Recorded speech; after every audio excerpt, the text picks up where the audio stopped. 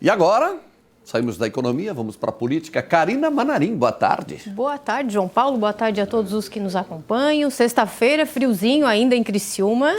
Mas a política começou a esquentar, João Paulo. Olha, tem candidato na região. Pré-candidato. Pré-candidato. Pré-candidato, é isso.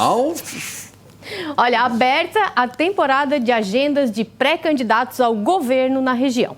Depois de Jean Loureiro, do União Brasil, que esteve no Sul há cerca de 15 dias, nesta semana aterrizaram por aqui Jorginho Melo, do PL, e neste fim de semana é a vez de Antídio Lunelli, do MDB.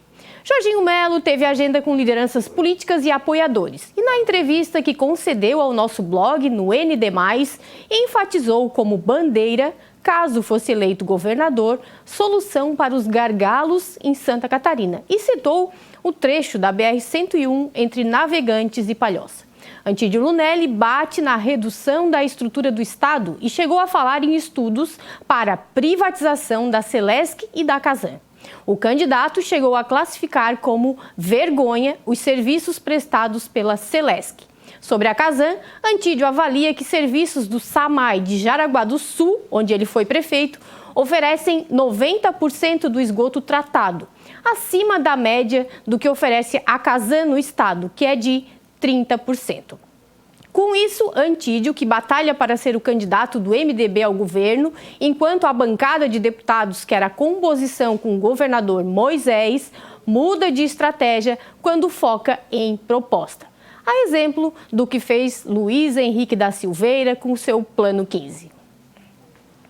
E em se falando em candidaturas ao governo, neste sábado em Florianópolis tem lançamento da pré-candidatura de Décio Lima ao governo do estado pelo PT. O PT está em uma ampla coligação de partidos de esquerda chamada de Frente Democrática e tem outros nomes para encabeçar a chapa, como o do senador Dário Berger, que migrou do MDB para o PSB. Mesmo assim, as apostas de bastidores convergem na tese que o candidato ao governo por essa frente deve ser Décio Lima. E há a possibilidade de o ex-deputado federal Jorge Bueira, que é aqui do Sul, ser candidato ao Senado nesta chapa, que até o dia 31 de maio deve estar definida. Este foi o prazo estipulado em reunião dos 8 partidos da frente nesta semana.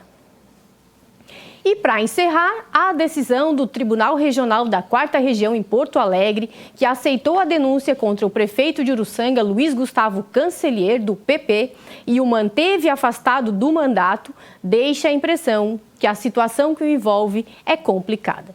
Isso porque o prefeito já está há 1 ano afastado do mandato, apesar das inúmeras tentativas de defesa para o reconduzir ao cargo.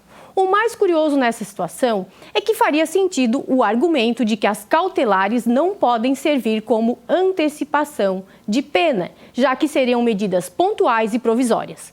Mais que isso, a denúncia foi aceita, mas sabe-se que dificilmente o julgamento acontece antes do término do mandato do prefeito.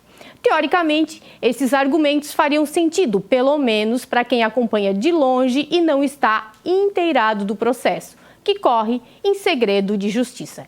É justamente por isso que as decisões da justiça suscitam dúvidas quanto à possibilidade, talvez, de outra investigação em andamento. Politicamente, a manutenção do afastamento de Cancellier incendeia novamente o cenário em Uruçanga e ressurge a hipótese de a denúncia contra ele ser reapresentada na Câmara de Vereadores. E com isso, começarem novamente as discussões sobre cassação do vereador Rosemar Sebastião, o Taliano, e do próprio prefeito. A conferir as cenas do próximo capítulo na Benedetta. Por hoje é isso, uma boa sexta-feira a todos. Voltamos aqui na segunda-feira com João Paulo Messer. Obrigado, Karina, falando do nosso ambiente de política por aqui. Até segunda-feira, então. Até.